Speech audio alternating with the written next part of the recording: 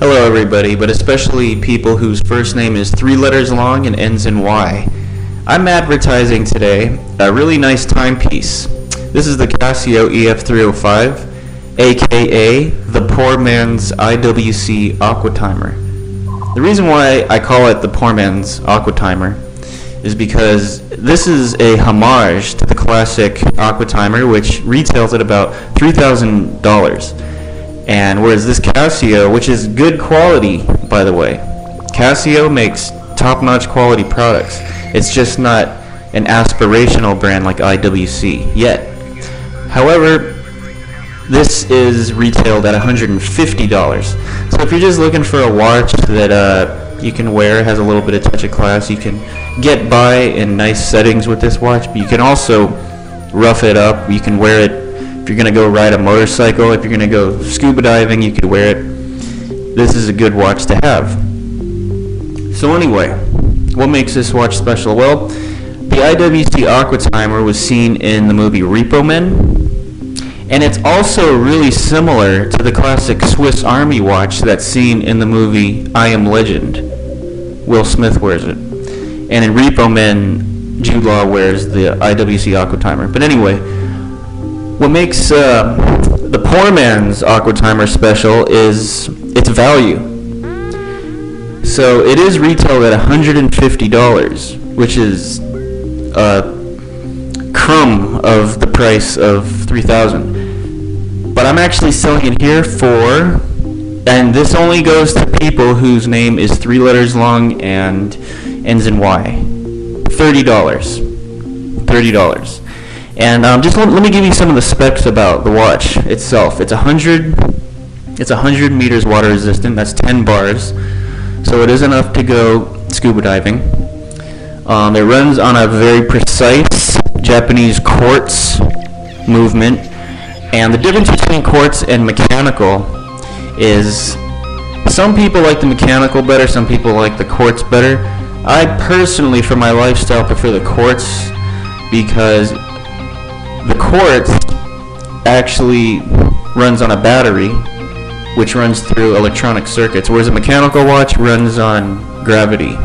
There's no electricity. But in the quartz watches, you get a lighter watch, you get a more shock-resistant watch, and you get a more precise timekeeping watch. So for those 3 reasons, I prefer the quartz. And the only drawback is that every 5 years or so, you got to replace the battery.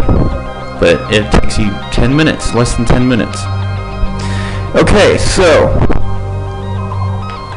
the other good thing about this watch is that it is modeled after leather banded watches. So this bezel actually is designed to go on a leather band. However, because you can't really take leather banded watches into the water, especially not into the salt water if you're going into the ocean, they put on this rubber strap. Now let me tell you about the strap. It's not just an ordinary junk rubber strap.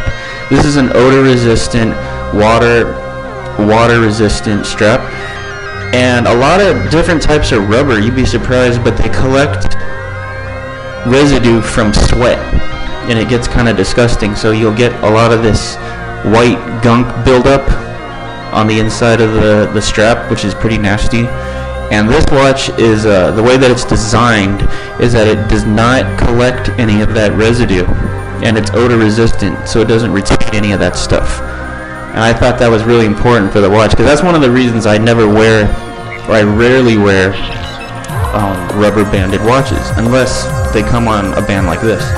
So Casio is a really solid company. I mean, like I said, it's not an aspirational luxury brand, but it's not really supposed to be. It's a function brand.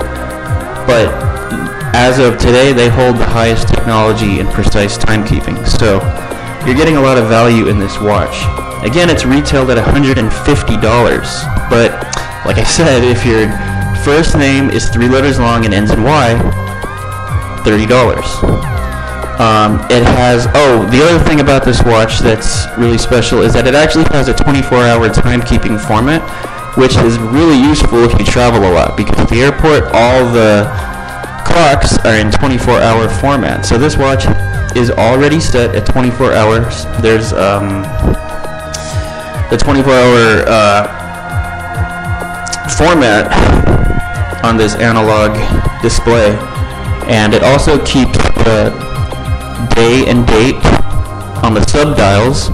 So if you look closely at the 3 subdials, one is for the day and one is for the day of the week. One is for the date and the other is for the day of the week. And this watch is really shock resistant, and it looks good. You know, it's nothing too fancy. It doesn't have a lot of bells and whistles. It's really it has a really solid build. It feels really solid in your hands. Technology. It's lightweight, and it's just a good watch. And it's a poor man's IWC Aqua timer, like I said, but it's also similar to the Swiss Army classic out there. So anyway, it's retailed at $150, but I'm selling it here to people whose first name is 3 letters long and ends in Y for $30. Alright, thanks.